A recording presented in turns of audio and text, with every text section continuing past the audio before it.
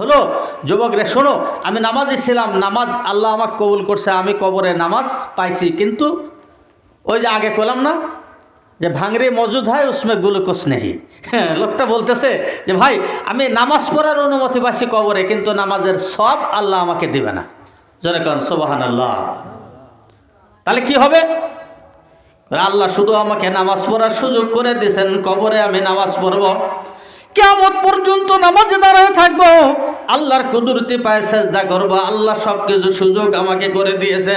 কিন্তু যুবক রে, প্রতীক রে, আমি যদি কিয়ামত পর্যন্ত নামাজ পড়ি, এই নামাজের সব আল্লাহ দিবে না।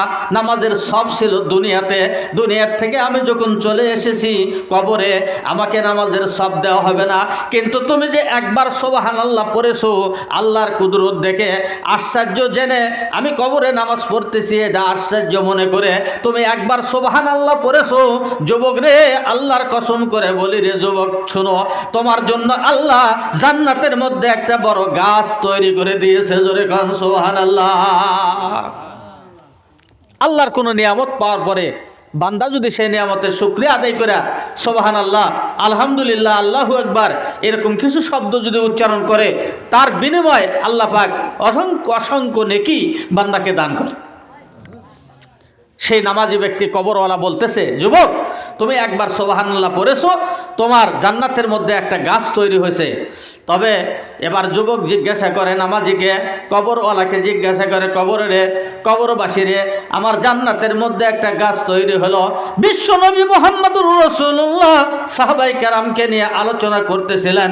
এই সময় নবীজি হাদিসটা পড়েছিলেন যে কোনো ব্যক্তি যদি একবার সুবহানাল্লাহ দুনিয়ায় পড়ে, তার জন্য জান্নাতে একটা গাছ তৈরি হবে।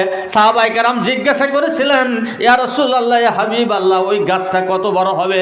আল্লাহর নবী বলেছিলেন, সাহাবীরা রে, তবে শোনো, একটা ঘোড়সওয়ার যদি একটা দ্রুতগামী ঘোড়ার উপরে সওয়ার হয়, আর সকাল থেকে সন্ধ্যা পর্যন্ত এই ঘোড়াটা যদি চলতে থাকে, এই ঘোড়া চলে সকাল থেকে সন্ধ্যা হয়ে যাবে, কিন্তু আল্লাহর বানানো সেই গাছের ছায়া শেষ হবে না। জোরে কোন সুবহানাল্লাহ।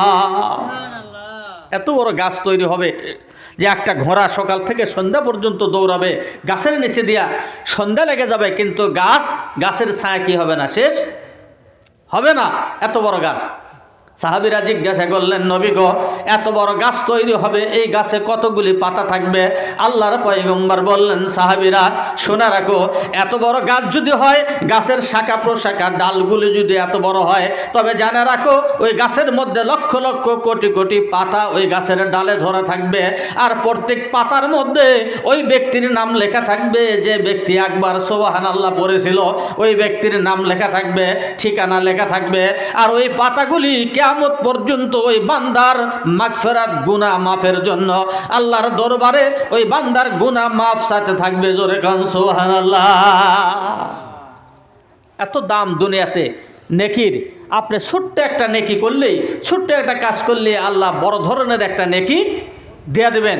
কিন্তু সেই নেকিগুলা আমরা যে সংগ্রহ করবো এই দুনিয়ায়, সেই কাজ আমাদের মধ্যে নাই। আমরা মনে করতেছি 60 বছর হায়াত শেষ হলে কবরে চলে যাব, বাস কথা শেষ। কিন্তু কবরে গেলে কথা শেষ হবে না।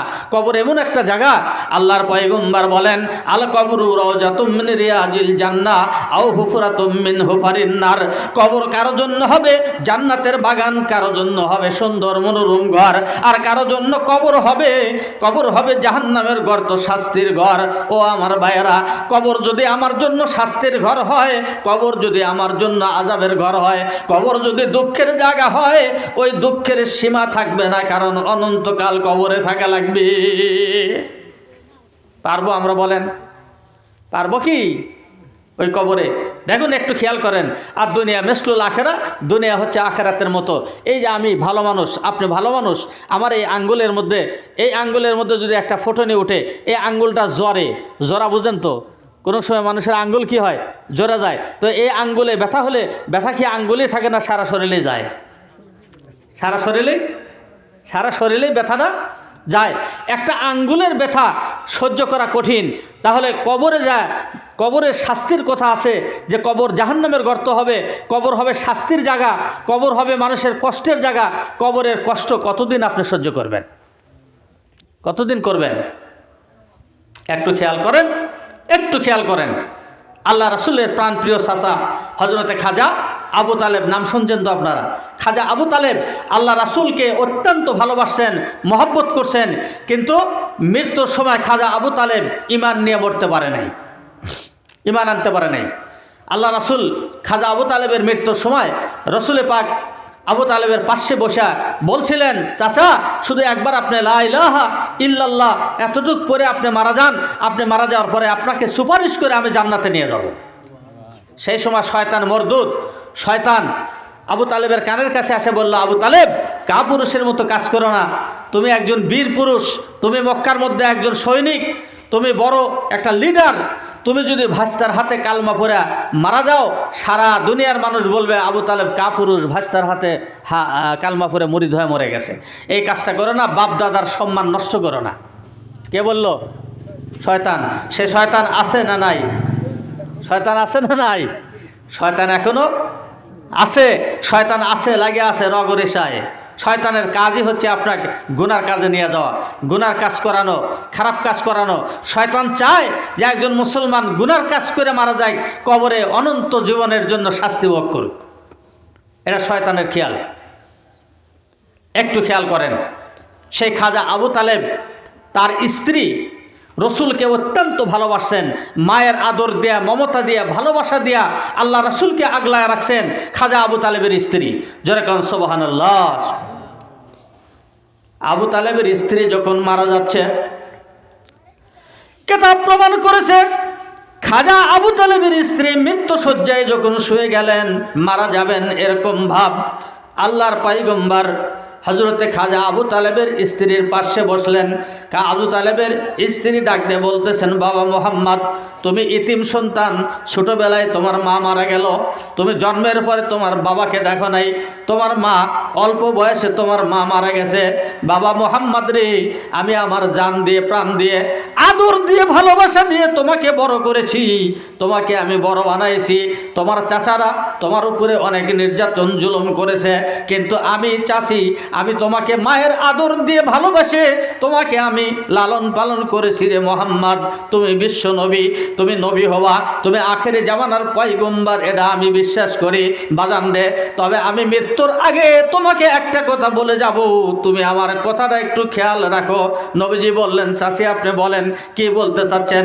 খাজা আবু তালেবের স্ত্রী বললেন, বাবা আমি যখন মারা যাব, আমাকে তুমি তোমার কাপড় দিয়ে, তোমার গায়ের জামা দিয়ে আমাকে একটা কাফন দিও। কবরে দাফন করার পরে বাবা মোহাম্মদ তুমি একটু বলে যাও, ওই অন্ধকার কবর যেন আমাকে কষ্ট না দেয়। জোরে কোন সুবহানাল্লাহ। তুমি তোমার গায়ের জামা দিয়ে আমাকে কাফন দিও, আর কবরে দাফন করার পরে কবরকে একটু বলো, কবর যেন আমাকে কোনো শাস্তি না দেয়, কোনো ভয় না দেখায়। কেতাবে আসছে খাজা আবু তালেবের স্ত্রী যখন মারা গেলেন, মারা যাওয়ার পরে তাকে গোসল দেওয়া হলো। নবীজি সাহাবাই কেরামকে বললেন, সাহাবীরা অন্য অন্য মহিলাকে যে 3 কাপড় দিয়ে 5 কাপড় দিয়ে দাফন করা হয়, কাফন দেওয়া হয়, আমার চাচিকে তা দেওয়া হবে না। আল্লাহর পয়গম্বর নিজের গায়ের একটা জামা বের করে সাহাবাই কেরামকে বললেন, আমার এই জামাটা ফাটাও, এই জামাটা ফাটায় আমার চাচির পরনে কাফনের কাপড় দিয়ে, আমার এই কাপড় দিয়ে আমার চাচিকে কাফন দাও। সাহাবীরা জিজ্ঞাসা করেছিলেন, ইয়া রাসূলুল্লাহ, ইয়া হাবিবাল্লাহ, হুজুর এমনটা তো কোনোদিন আপনাকে করতে দেখি নাই, গায়ের জামা দিয়ে কোনো মাইয়াতকে তো কাফনের কাপড় দেওয়া হয় নাই, কোনো কাপড় দেন নাই, আজকে কেন আপনার এই চাচির জন্য, খাজা আবু তালেবের স্ত্রীর জন্য আপনার গায়ের জামাটা কাফন বানায় দিলেন? বিশ্বনবী চোখের পানি ছেড়ে বলেছিলেন, সাহাবীরা সাক্ষী থাকো, আমার মার আদর আমি পাই নাই, মার যত্ন আমি পাই নাই, আমাকে মার আদর দিয়ে, মার ভালোবাসা দিয়ে আমার চাচি মায়ের জায়গায় আমাকে স্থান করে দিয়েছে। আমার মা যদি কবরে কষ্ট পায়, আমার মায়ের যদি কবরে কষ্ট হয়, আমি মুহাম্মাদুর রাসূলুল্লাহ সহ্য করতে পারবো না। এই জন্য আমার গায়ের জামাটা আমার চাচির কাফনের জন্য ব্যবহার করালাম। জোরে কোন সুবহানাল্লাহ। এরপরে জামা দিয়ে কাফন পরালেন। আল্লাহর পয়গম্বর খাজা আবু তালেবের স্ত্রীকে মায়ের মতো নিজের হাতে কবরে দাফন করায় দিলেন। কবরে শোয়ায় দিলেন। কবরে শোয়ায় দেওয়ার পরে কবরে যখন বাঁশের খাটনি পরানো হলো, কবরে মাটি দেওয়া হলো, সাহাবায়ে কেরাম বলেন আল্লাহর পয়গম্বরকে এমনটা করতে কোনোদিন আমরা দেখি নাই। যখন দাফন শেষ হয়ে গেল, লোকজন যখন কবরস্থান থেকে একটু হেঁটে গেলেন, বিশ্বনবী জনাবে মুহাম্মদুর রাসূলুল্লাহ ওই কবরের উপরে টান হয়ে নবীজি উপর হয়ে শুয়ে পড়লেন। জোরে জোরে কোন সুবহানাল্লাহ। বিশ্বনবীকে তো বাসছে, কবরে নবীজি উপর হয়ে শুলেন, আর হাত দুটাকে নবীজি এইভাবে হাত দুটাকে বাড়ায় দিলেন। দিয়া সাহাবীরা বলেন আমরা দেখতেছি নবী উপর হয়ে থেকে মনে হয় কোনো জিনিসকে মজবুত করে এরকম ধরতেছেন, শক্তি খাটাইতেছেন। আমরা খেয়াল করে দেখলাম, সাহাবীরা বলেন আমরা খেয়াল করলাম এরকম শক্তি খাটাতে খাটাতে বিশ্ব নবীর শরীর থেকে ঘামের ফোঁটাগুলি বয়ে বয়ে পড়তেছে। জোরে জোরে কোন সুবহানাল্লাহ। বিশ্ব নবীর শরীর থেকে ঘামের ফোঁটা বাড়াচ্ছে। আমরা একটু খেয়াল করলাম যে এমন হচ্ছে। অনেক সময় নবীজি এরকম করলেন, করে তারপরে কবর থেকে নবীজি উঠলেন। ওঠার পরে সাহাবায়ে কেরামকে নিয়ে নবীজি দোয়া করলেন। সাহাবীরা কবর থেকে যাওয়ার পরে বিশ্ব নবীকে জিজ্ঞাসা করলেন, নবীজি এমনটা তো কোনোদিন আপনাকে দেখি নাই, আজকে যেমন করলেন, কেনই বা কবরে আপনি শুলেন, কেনই বা দুইটা হাত আপনি লম্বা করে দিলেন, হাতের সাথে কেন বা শক্তি খাটাইলেন, কি হয়েছিল আমরা একটু জানতে চাই। বিশ্ব নবী জনাবে মুহাম্মদুর রাসূলুল্লাহ বলেন, সাহাবীরা শোনো, আমার চাচিকে দাফন করার পরে আমি কবরকে যখন বলেছিলাম, কবর রে আমার মাকে তুমি কবর শাস্তি দিও না, কিন্তু কবর উত্তর দিল, এই কবরের মধ্যে যে আসবে তাকে শাস্তি ছাড়া শাস্তি মকুব করার কোনো বুদ্ধি নাই। কিরকম শাস্তি? প্রথমে কবরের দুই দিকের মাটি একটু চাপ দিয়ে এমনভাবে মিলে যাবে, ওর ভিতরে যা কিছু থাকবে মাইয়াতের একদিকের হাড় আর একদিকের মধ্যে ঢুকে যাবে, এক পাঁজরের হাড় আর পাঁজরের মধ্যে ঢুকে যাবে। আল্লাহর পয়গম্বর বলেন এইটা কবরবাসীর জন্য দাফন করার পরে প্রথম শাস্তি। জোরে কন্যা নাউযুবিল্লাহ। বিশ্বনবী বলেন সেই কবরকে আমি একটু অনুরোধ করলাম, কিন্তু কবর আমার অনুরোধ রাখলো না। তারপরে আমি নবী কবরের উপরে শুয়ে পড়েছি। কবরের উপরে শোয়ার পরে আমি দুই হাত দিয়ে দুই পাশের কবরকে মজবুত করে ধরছি, যেন কবর চাপে আসতে না পারে। জোরে কোন সুবহানাল্লাহ। চাপ দিয়ে যখন ধরেছি, আমার সর্বস্ব শক্তি আমি ব্যয় করেছি, কিন্তু কবর আমার কথা শোনে না, কবর মানতেছে না। ঠিক সেই সময় আল্লাহ রাব্বুল আলামিন আরশে আজিমের মালিক জিবরিলকে ডাক দিয়ে বলেন, জিবরিল যাও ওই কবরে যাও, খাজা আবু তালেবের স্ত্রীর কবরের উপরে আমার নবী আমার বন্ধু কবরে শুয়ে পড়েছে, আমার বন্ধু দুইটা হাত লম্বা করে দিয়েছে, আমি আমার বন্ধুর কষ্ট সহ্য করতে পারবো না। ও ফেরেশতা যাও, জিবরিল যাও আমার বন্ধুর কানে কানে বলে আসো, আমি আরশে আজিমের মালিক, আমি মুহাম্মদুর রাসূলুল্লাহ বিশ্বনবীর চাচির কবরের আযাব আমি আল্লাহ আরশে আজিম থেকে মাফ করে দিয়েছি, আমি মাফ করে দিয়েছি, তার কবরে কোনো শাস্তি আর হবে না। জোরে কান সুবহানাল্লাহ সুবহানাল্লাহ। তাহলে বিশ্বনবী কবরকে মানা করার পরে কবর শুনতেছে না, কবর শাস্তি দিবেই। আমার আর আপনার কি হালাত হবে? আমার আর আপনার কি হালাত হবে একটু বুঝেন।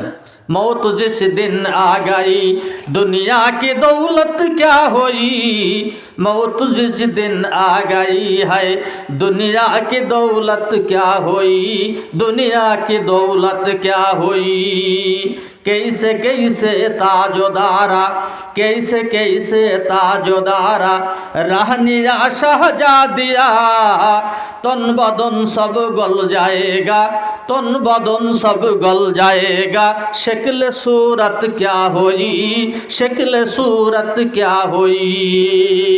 কবি বলছেন মানুষ যখন মারা যাবে, কত রাজা বাদশা ধন অট্টালিকা রেখে